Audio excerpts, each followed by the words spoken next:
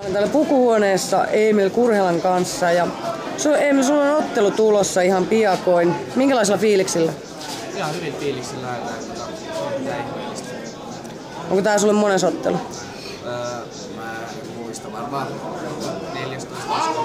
Eli sä oot jo aika kokenut tässä hommassa. Ihan se. Mikä sut sai vapaa-ottelun pariin? Mua kiehtoo, että tää on kamppailuurheilussa yksi on niin ihmiset kunnioittaa toisiansa ja siinä on kuitenkin sellainen kunnioitus koko ajan mukana muiden ihmisten kanssa. Se kasvattaa ihmistä hyvin. Mitäs seuraa sä edustit?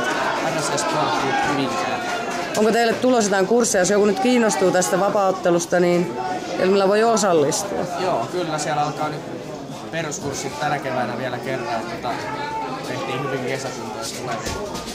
Okei, miten matsis käy? Kyllä mä voitasin. Millä se menee? Pystystä vai matosta? Sen näkee sit. Voitin. Jännityksellä odotetaan. Kiitos Emil. Kiitos.